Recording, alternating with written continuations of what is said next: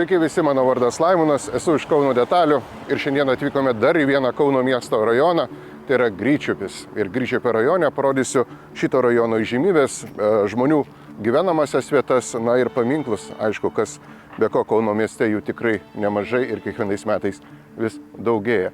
Matote Angelo paminklą, 1998 metais pastatyta šitoje vietoje ir autorius jo yra Kmeliauskas. Ką rodo šito paminklo pastatymo vieta, kad anksčiau šitoje vietoje buvo tvirtovės alėja senoji ir šalia buvo daugybė gyvenamųjų namų. Viename iš namų gyveno ir Elena Spirgevičiūtė ir Stasė Žukaitė. Dvi aukos kritusios nuo sovietinių partizanų ir buvo kėsinamasi šias dvi moteris išprievartauti.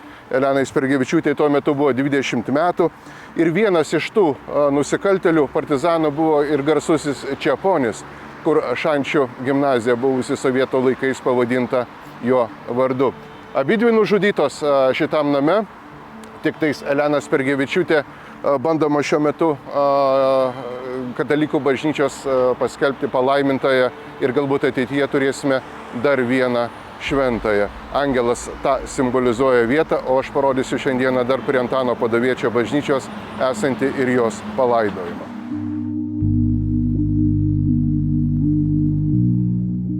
Esame Antano Paduviečio bažnyčios šventoriuje ir tęsdami toliau istoriją apie Eleną Spirgevičiūtę, galima pasakyti, kad ir laidojimai šios moters buvo nekartą atliekami.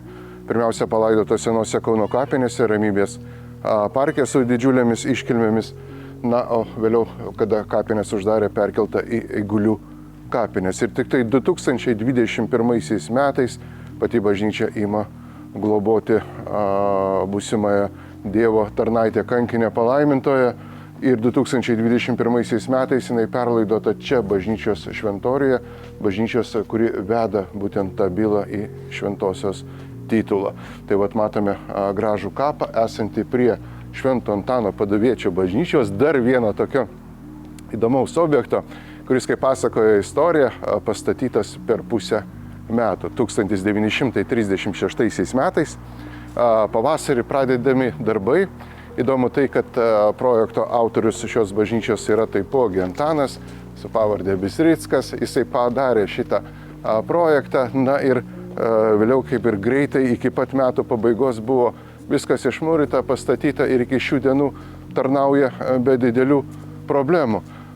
Po kairę pusę šalia bažnyčios matome ir seną pastatą, kuriame buvo koplyčia šios bažnyčios ir 1934 metais čia vedybą savo, arba kitaip vadinamą santuokos sakramentą, gauna Bernardas Bražionis, kuris gyveno irgi netoliese esančiose gatvelėse. Labai įdomi lenta. Atkreipkite dėmesį, ši bažnyčia pastatyta Švento Antano pagalba per vieną vasarą, rašo 36 metų. Tai matome balandis ir spalis, tikinčiųjų aukomis, žmonių ir arklių jėgomis, nes technikos nebuvo. Ir matome architektą Antaną Bistricką taipogi pažymėtą ir Juozas Želvis, šios bažnyčios būtent kūrėja, atsakingą žmogų už visą šitą veiklą, kuris ir palaidotas taipogi yra šventorijoje, tai matome tą juodąjį antkapį. Na ir dar vienas toks įdomus momentas apie šią bažnyčią yra tai, kad kitas žymus tų laikų Antanas, tai yra Antanas Smetona, Antano Paduviečio bažnyčiai užsako Antano Paduviečio skulptūrą, kurią atlieka, sukuria žymusis Kauno miesto ir visos Lietuvos skulptorius Juozas Zikaras. Tai šitoje bažnyčioje ant altoriaus stovintis Antanas Paduvietis turbūt yra vienas iš vertingesnių dalykų esančių šitoje bažnyčioje ir tai susiję su Juozu Zikaru. Šalia bažnyčios gyveno dar viena spalvinga asmenybė, į kurio namo kiemą norėčiau pakviesti, kad užeitumėm šiandieną. Gražios ramios gatvelės ir šalia Antano Paduviečio bažnyčios mes turime dar vieną muziejų ir namą, į kurį tikrai nedaugelis turbūt dar apspėjote aplankyti, tai Balio ir Vandos Sruogų namai muziejus. Užeikime į kiemą ir pamatysime Balio Sruogos namą, kurį jisai pasistatė 1938 metais. Ir tada šitame rajone turbūt buvo viena iš ryškiausių asmenybių gyvenusių ir kvietusių Kauno miesto bohemą apsilankyti šitam gražiam sode. Matome ir Balio Sruogos sodintus medžius, netgi senas vynuogynas prie pat šito namo yra likęs. Tai 36 metais Balys Sruoga įsigyja sklypą šitoje vietoje. Be visako, tų sklypų buvo Sruogos šeimos čia tikrai ne vienas, tai tokia šeimos koncentracija. Ir Vladimiras Zubovas, Mikalojus Konstantino Čiurlionio žentas, suprojektuoja jam statinį, kuris yra pastatomas Šiaurės Lietuvoje ir vėliau traukiniais, vagonais pervežamas į šitą vietą ir per 3 mėnesius dar kartą surenkamas. Tai tokia statybų technologija, kuri buvo tarpukariu leidusi tam tikrose vietose pigiau sukonstruoti patį namą ir naudojant pačią medieną. Tai nuo 38 metų iki 40 metų šeima laimingai gyveno šitoje vietoje, vėliau persikėlė į Vilniaus universitetą, Lietuvos arba Vytauto Didžiojo universiteto mokslininkai, tokiu būdu jie išvyksta į Vilniaus miestą. Na ir Vilniuje tie baisiai įvykiai 1943 metai, kada Balys Sruoga yra paimamas kaip įkaitas toje vietoje, išvežamas į Štuthofo koncentracijos stovyklą. Na ir vėliau grįžęs į Lietuvą 1945 metais, jau ne šitame name, bet Birštone gydydamas sanatorijoje per 2 mėnesius parašo Dievų mišką knygą, kuri galėtų būti kaip ir Nobelio premijos laureatė, bet sovietinė sistema neleido šito dalyko padaryti, spausdinti knygos. Knyga išleista pirmą kartą tik tai 10 metų po Balio Sruogos mirties, kuri irgi susijusi kažkiek tai su šituo namu.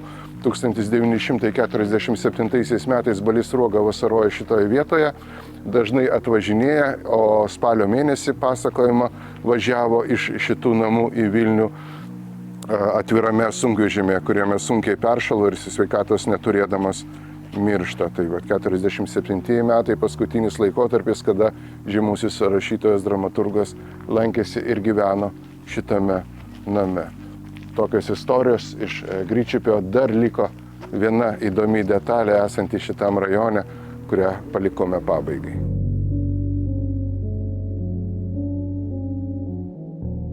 Esame Gryčipio rajone ir esame senose žydų kapinėse Žaliakalnio 1861 metais įkurtos kapinės, kuriuose matome tokias kaip liktais dvi zonos esančias. Iš tikrųjų, sovietų laikais buvo labai žiauriai pasielgtas su būtent šita teritorija. Atvažiavę ekskavatoriai išlygino aikštelę ir padarė parkavimo vietas, palikę pačius palaidojimus toje vietoje. Šiek tiek toliau buvo šitose kapinėse ir garsiosios paminklų dirbtuvės, sovietmečių priėmusios surinkusios susprogdintų kapų likučius. Pasakojimas kažkada apie senasias Kauno kapinės. Tai visi kapai, netgi Dariaus ir Girėno mauzoliejaus kryžiai atvyko į šitas kapinės, į tas dirbtuvės. Bet ne dėl tokių keistų dalykų sovietinių atvykome į šitas kapinės, bet atvykome paminėti vieną iš išskirtinių žmonių Lietuvos estrados, vieną iš korifėjų, dirbusių Lietuvoje ir dainavusių 1929-31 metais, tai Danielius Dolskis. Jo skulptūrą mes turime Laisvės alėjoje Kaune, o šiandieną jums išskirtinė proga bus pamatyti ir jo kapą.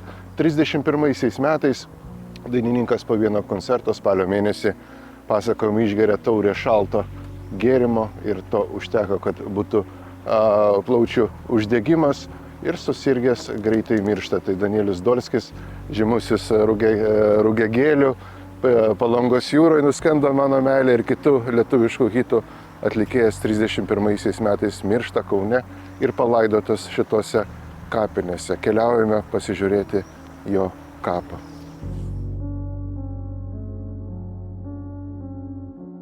Tai jo palaidimo vieta ir atminimo vieta. Dar vienas toks įdomus dalykas, kuris iš senuolių lūpų sklinda per istorijos peripetus, tai kad Antanas Mackevičius, sukilimo vadovas 1863 metų, yra slapta palaidotas už šių kapinių.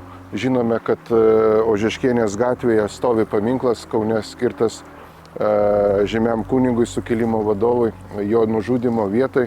Vėliau caro valdžia jį slėpė nuo žmonių, bet žmonėms pavyksta jį ištraukti ir gražiai palaidoti kažkur tai šitoje būtent teritorijoje. Atrasti kaip kitų sukilėlių, kur Gedimino kalnas Kaune buvo, turbūt sudėtingai būtų Mackevičiui, nes jo palaidojimo numatomoje vietoje stovi daugiabučiai sovietiniais laikais statyti. Tokios istorijos šiandien, tokios istorijos iš Gryčipio, iš Kauno miesto, čia Kauno detalės ir Laimonas. Iki.